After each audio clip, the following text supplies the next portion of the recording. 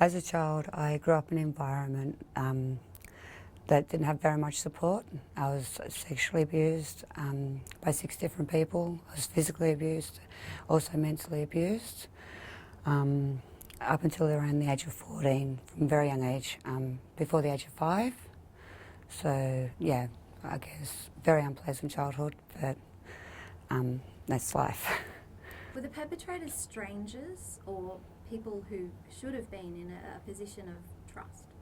There are people, they should have been in a position of trust, of family members and basically people close to the family or people that I've met through my parents.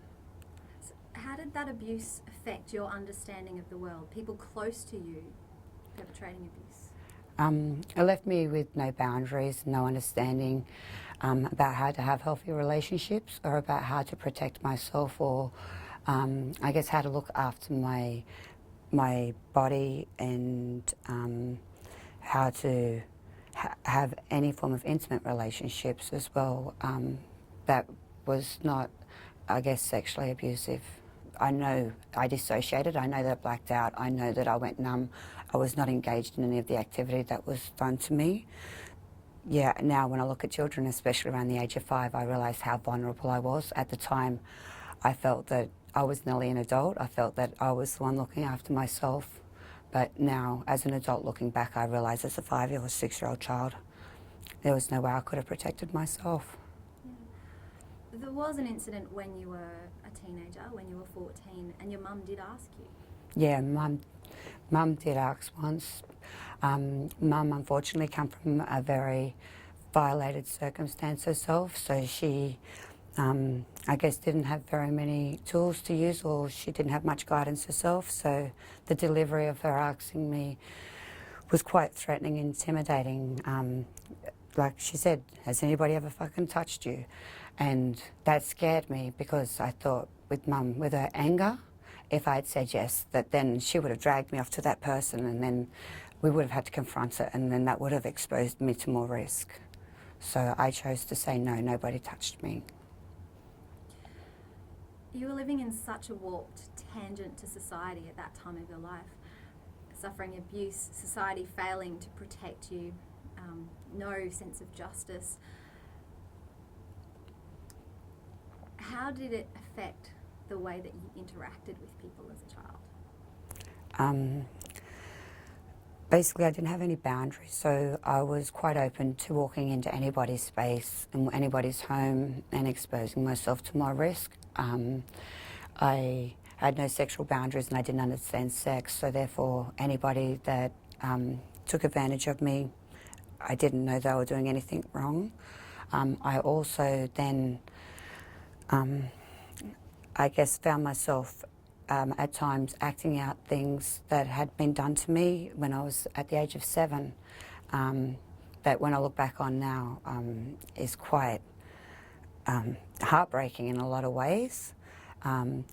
But I guess now with the understanding that I have, I know that I didn't do anything wrong and it's not my fault.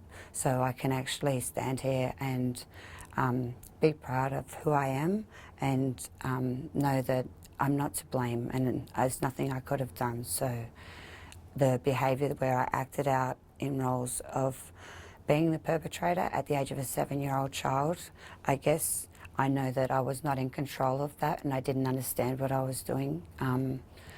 And yeah, I guess I can't explain it in a sense. It's just children will do what they've been taught, and if that's what they've been taught, then that's what they would do. You're talking about this in a physical sense, and your abuse has affected your health in several ways: post-traumatic stress disorder, depression. You've had issues with suicidal feelings. When did the physical ramifications start for you? This is a tricky one. Around the age of 14, I went to get some support around my abuse, and I only learnt through my friends' behaviour that what had happened to me wasn't okay because it wasn't happening to them. So I went to a counsellor, and then when the counsellor started telling me that all the stuff that had happened to me was not okay and that it was wrong, everything that in my life, even though it wasn't okay. As a child, I didn't know any better. So it was normal for me. And so then once I had these professional people telling me it was all wrong and I was so confused and mixed up, I got so lost that I didn't even then trust myself or know myself. So from the age of 14, I then not only had to learn to accept and understand my abuse, I then had to then reassess my own judgment and trust factors in my own values. And that has just been a chain reaction that's been ongoing up until today. Wow. Some of those things are the suicidal feelings that you get. When you feel suicidal, what's going through your mind at the time?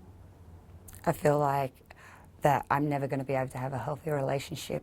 No one's ever going to be really able to understand and be able to share something with me without being affected by my trauma or be affected by the things that I have to manage every day, which are triggers from my abuse.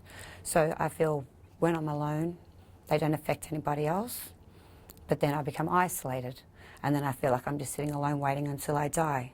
And I don't want to just sit alone and wait to die. So that's what I find, that I'm constantly trying to get back up to develop a relationship with beautiful people, but because of the symptoms and the trauma and the triggers that I deal with daily, they have such an impact on other people that I then feel that I'm affecting other people's lives. And like I said, there's another thing that I have to take responsibility for, which stems from my abuse, which I don't believe is my fault, but I have to now manage not only affects me, but how it affects people that choose to be close to me. And these relationship difficulties have been quite severe in some instances. I mean, you had another trauma, you lost a long-term partner, and then after your next partner left, things got really messed up. I mean, I don't want to re-traumatise you, but I want to read something about you in the news in 2008. Is that okay with you? Yeah, that's fine. Woman kidnapped by dumped lover, court told. This is the Sydney Morning Herald, October 10, 2008. A woman held her younger ex-lover captive in her Camperdown apartment, where she forced her into a bath, turned on a hairdryer and swung it over the water in a jealous rage, a court has been told. What happened? Prior to the incident, I was overdosing quite a lot. I'd been to the hospital. I'd been admitted to hospital maybe 11 times. It was a very unhealthy and it was a horrible situation, but I didn't hurt her. I didn't in any way do those things. You're obviously quite upset about the court process and how justice may or may not have been dealt. So it must be incredibly frustrating for you to, like you were saying to me in private, almost be identified by that piece, that story about yourself in the newspaper. Yeah, it still affects me today. Even the police today, they still judge me and see me as somebody that's murdered people. They can sometimes say to me, look, I've had police say, oh, I've got to look for dead bodies. And that's why I said, I've never even hurt anybody or murdered anybody. I said, why would you make that statement to me? Because when I've been suicidal, I've had the ambulance called to come to give me assistance. But before the ambulance is allowed to give me assistance, the police walk into my house. And that's what they say, they need to search for bodies before I'm allowed to get any help. So now it is quite disheartening, because I have tried to develop a relationship with the police, and I have got so much support through taking responsibility with, I'm supported through the PA, Outreach, Mental Health. I've got support through so many organisations around my self-harm and my suicide tendencies, that when the police, then when I call them especially to say that I need help, and they turn up and they don't want to help me, they just judge me, and they won't help me. They just walk away, and there's not much I can do. I've been told I can make a complaint, but I feel if I make a complaint about them, I'm only putting myself at higher risk. So once again, I just isolate myself and choose to stay at home and try not to get engaged or involved with anything which could put me at risk of having confrontation where that can reoccur. So we're back to self-managing. you're an adult, you're back in that pattern of self-managing, you're in prison, and you started to draw. Yeah, I was very fortunate that when I was in jail, because I was suicidal, that by going into jail I eliminated that. I took that away because there was people around all the time. I wasn't isolated.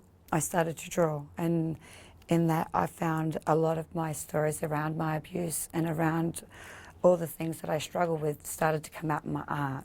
So it was an outlet for me, which when I left jail has turned into an incredible gift that I actually have that I can share with the world now, where people can see my past without looking at me as a victim or somebody that they have to judge or save, so they can look at the story and get an understanding of what people go through and not actually, I guess, project it onto me, where I feel that I've got to answer all their questions or I've got to take responsibility for, I guess, a perpetrator's actions. They can look at a story and they can understand somebody that's a survivor, the struggles and the things that they need to go through to actually be able to just find a safe place to be in for themselves. It must be amazing to have found a safe outlet. Yeah, it is. It is definitely amazing. It gives me a sense of pride. And now, like the art, it was very successful. I had my first exhibition. I sold 37 out of 50 pieces. The reward from that was not the money. It was watching other people that read my story come up and want to share with me. So from that exhibition, every single time I've had any work, I've donated it to a cause where I'm helping somebody or helping something that needs it, that can't help themselves. So that now is where I get so much satisfaction out of that outlet that I found for myself. And I hope that forever that my stories can continually help people through either raising money and helping create awareness, or for people to be able to look at the art and actually relate to it in a way where they can connect and express themselves and maybe not know the right words to use, but they can actually find them through the pictures that they see.